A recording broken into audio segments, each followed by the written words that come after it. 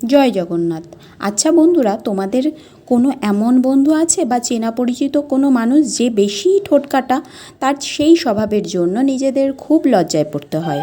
এরকম ঠোঁটকাটা মানুষের জন্য দেখবে বুকটা কেমন ধুকপুক ধুকপুক করতে থাকে, যে কখন কোথায় কি একটা দুমদারাক্কা বলে বসবে।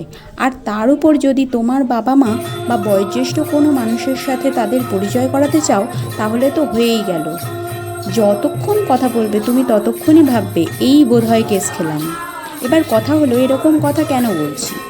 তো এরকম একজন মানুষের সুবাদে আজ আমার জগন্নাথ দর্শন হয়েছে এবং জগন্নাথ দেবের প্রসাদ ভক্ষণেরও সুযোগ মিলল। এরা মাঝে মাঝে খুব ভালো কাজই করে দেয়। সে চেয়ে নিমন্ত্রণ থেকে শুরু করে সে যাই হোক, নিজে ছোট হলেও নিজের নাম খারাপ করে অপরের, মানে আমার তো আখেরে লাভই হলো।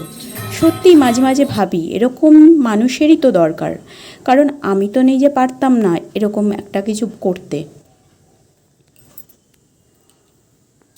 আজ যেখানে গিয়েছিলাম সেখানে এই ঠাকুর ঘর এত লোভনীয় লেগেছে আমার।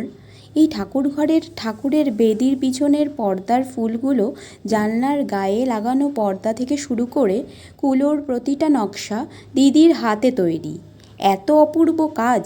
বাড়িতে আরও অনেক হাতে বানানো জিনিসগুলো সত্যিই মন কেড়ে নিয়েছে। আমি খালি দেখছিলাম আর ভাবছিলাম, যদি আমিও বানাতে পারতাম। সত্যি এই কাজগুলো অনেক সময়ের ব্যাপার ঠিকই, কিন্তু কাজগুলো দেখতে এত লোভনীয় ছিল যে আর কি বলবো, বলার মতন ভাষাই খুঁজে পাচ্ছি না। তো অবশেষে আমরা প্রসাদ ভক্ষণ করলাম। পরিশেষে এই দুই বাচ্চার সাথে দেখা মিলল। গিয়েছিলাম ছাদে, সেখানে ওরা দেখেই ছুটে আসবে ভেবে দাদা যত্ন সহকারে ওদের দূর থেকেই পরিচয় করালো। যদিও একজন কাছে এসে খুব আদর খাচ্ছিল আর অন্যজন আসার জন্য